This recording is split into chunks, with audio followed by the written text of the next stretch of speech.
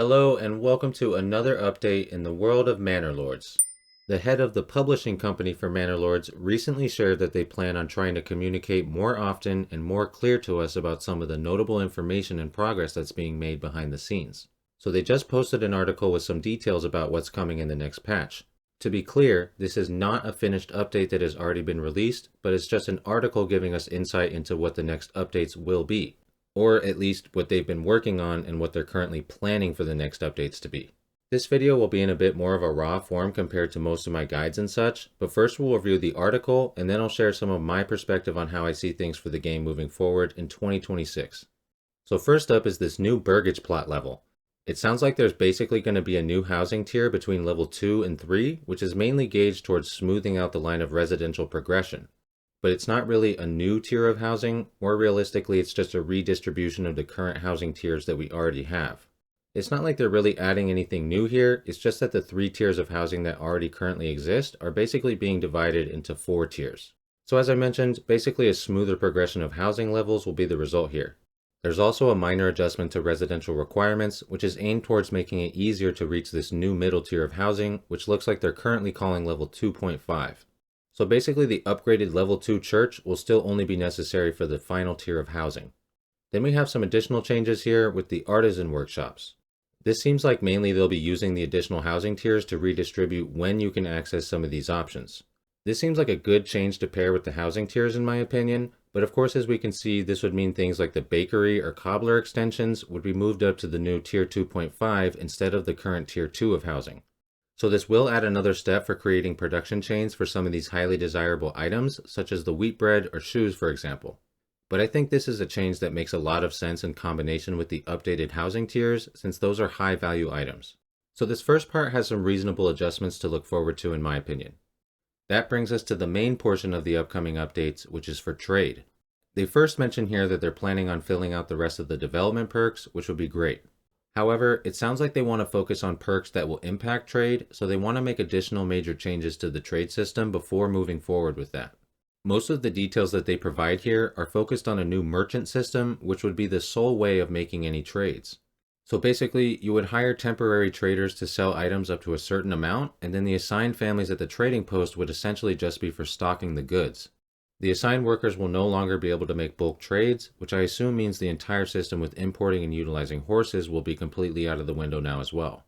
But hopefully this won't be the last that we see of the horses, since in the past they promised us cavalry to be added to the game as well. But anyways, more thoughts on that in a bit. As they have written here, this does potentially lead to a situation where you're not able to access any merchants and therefore not able to make any trades.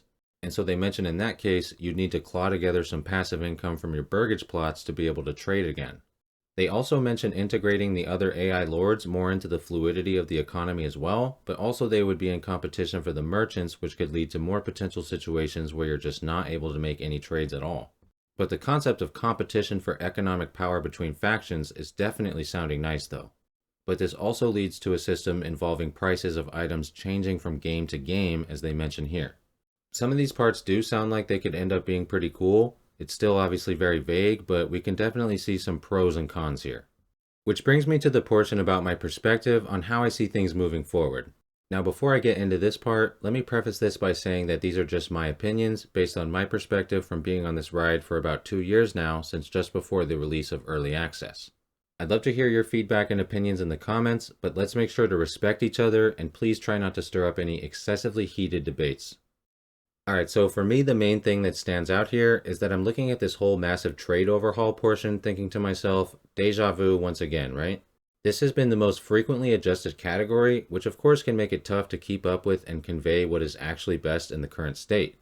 But for me, that's a minor aspect compared to the perspective of what seems to be their priorities for development.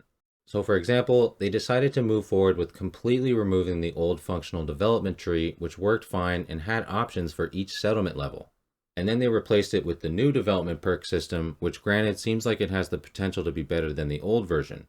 But that's the problem.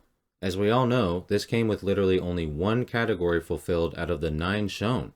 And I'd be willing to bet that they'll still be changing a lot of what's available in the one part that they did deliver here. So I think we all figured, great, we'll be patient and assume that this would be a top priority for them to finish what they started, right? But of course, here we are again, and they've indicated that they're completely halting progress on this system right after square one because they apparently once again feel the need to overhaul the entire trade system, which will of course inevitably lead to another lengthy process of testing and of course more bugs, which will almost always be a side effect of any internal change. This could potentially pay off in the long run, but I feel like we've already been here before and it's just starting to seem like a mess in that regard. At this point, the prematurely implemented development perk system with the whole domino effect that I described following it is unfortunately a representation of several other areas in this game as well.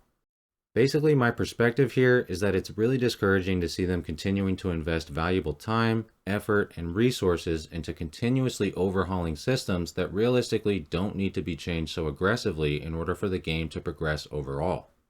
I'm sitting here thinking about the idea of your entire trading infrastructure relying on external merchants that could potentially leave you in a state of having absolutely zero trade operations for stretches of time, and that honestly just sounds terrible. I really don't see what that would add to the game compared to just focusing on cleaning up and delivering on key features that they have already promised and are clearly important to the community. For additional examples, I return to my comment about the horses and how they had indicated about adding cavalry into the game. To give some crazy perspective here, I was even looking through the Manor Lords Discord and I found some posts from literally 2020 where Slavic Magic, aka Greg, had confirmed cavalry based on community requests and even shared a video update about the cavalry systems making progress. I mean, what happened? And just to be clear, this isn't a random old video from a personal account that was later taken down or anything that I dug up. This is still sitting on the official Manor Lords Twitter account to this day, and honestly it serves as a remnant and example of what I think many of us expected to be at the forefront of progression and development.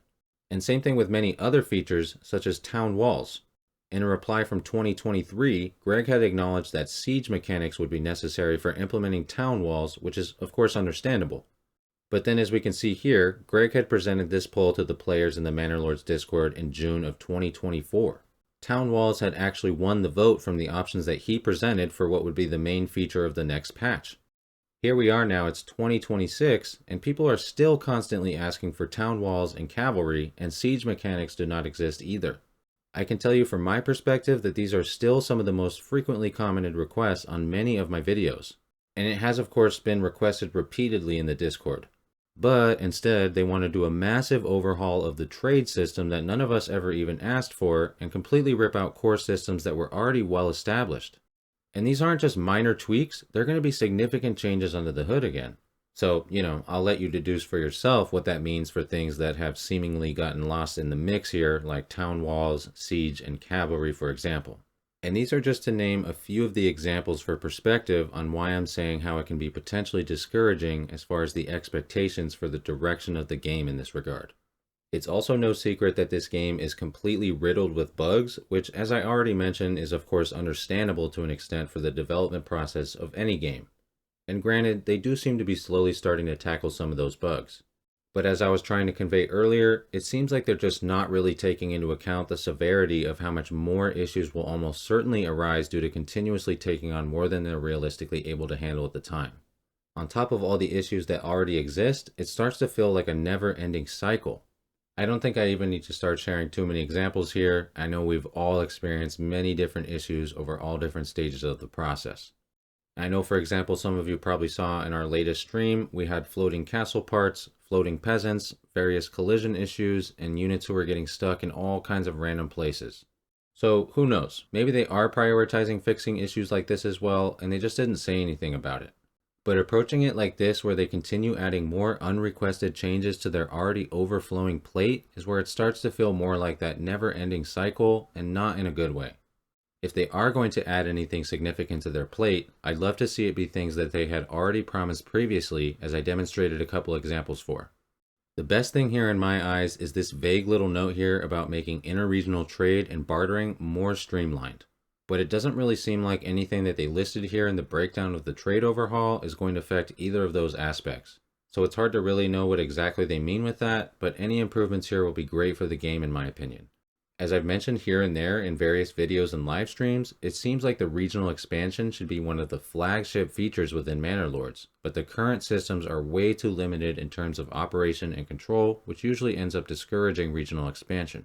So I was really bummed that more of this trade overhaul information presented here wasn't revolving more around this category, but it seems like hopefully it will be part of the focus for this next update to some extent.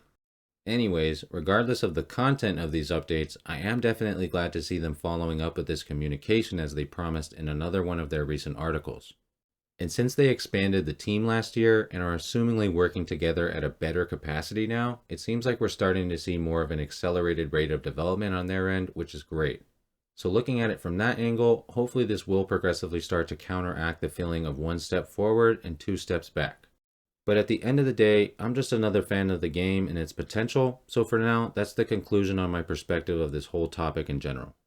I would once again like to clarify that I do not say any of this out of pure negativity or complaining. It's simply just my opinions and observations, which I figured I'd share since that's usually one of the discussions that we end up getting into here on the channel, where we all have a passion for this game. And as for the rest of my opinion about this game as a whole, obviously it's amazing. Look, Manor Lords is an incredible game overall. Please don't get me wrong, I still think that this is the best game in many different aspects. Things like the aesthetic immersion, attention to detail, and overall commitment to the historical theme of the game is second to none in my opinion. My goal here is not to discourage anyone or devalue any experiences because opinions on future expectations aside, the experience of playing Manor Lords is highly enjoyable. And ultimately, as I always say, it's a single player game, so the only thing that matters at the end of the day is whatever is best in your eyes. I definitely will continue enjoying the game, and I hope that you continue to enjoy the content. But also, a lot of my videos are gauged towards helpful guides and beginner-friendly information, so please keep in mind that since this is clearly an extremely volatile development process here, sometimes the information will be in a fluid state, so we'll have to take things in stride together. Thank you for watching and for being a part of this community here on my channel. This is a bit of a different style of video than I usually go for, so I'm looking forward to hearing your thoughts in the comments. Thanks again, best wishes to you all, and peace for now.